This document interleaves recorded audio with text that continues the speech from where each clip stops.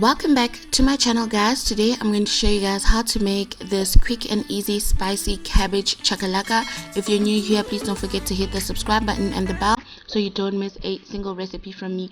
All the ingredients will be listed in the description box below. So to begin with, I'm starting off with some Thai chilies, and I've basically chopped those up, and I've used 7 of them with the seeds, and I'm going to saute those in the oil. And the reason why I'm doing this is because I would like my oil to have that chili infused in it in the beginning rather than adding the chilies at a later stage. So I'm going to saute those for about 2 to 3 minutes.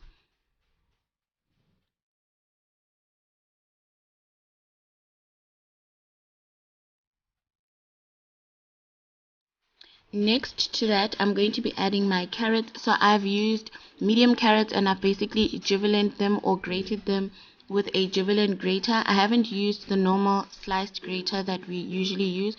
I'd strongly recommend that you grate your carrots to this shape. That will just make sure that your carrots keep their shape a little bit longer, and it makes your chakalaka look a little bit better. But if you don't have this, you can use your ordinary box grater.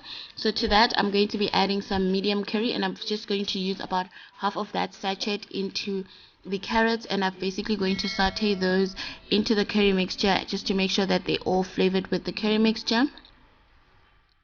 And then next, I'm adding some crushed garlic, and I'm adding the garlic at this point because I didn't want the garlic to burn while I was preparing the chilies. So you can add the garlic at this point just to give your chakalaka a better flavor.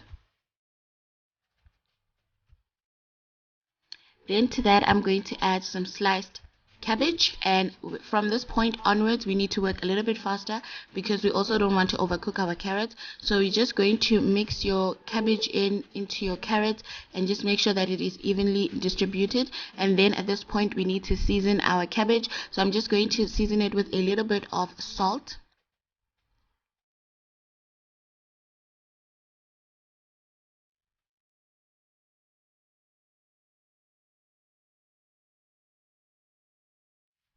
So next, I'm going to be adding some tomato paste. So the reason why we use tomato paste is because that tomato paste gives it this nice deep red color, but also it helps your chakalaka to be more combined and less saucy.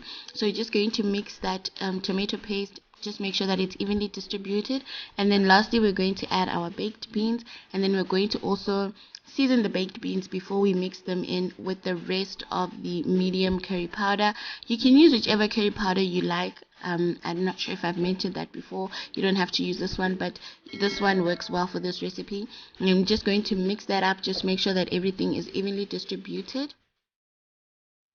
And then lastly, I'm adding some crushed chilies just to elevate a little bit more the heat kick that I want in this chakalaka of mine. You can add more or less, or just omit it if you don't want yours to be as spicy as mine.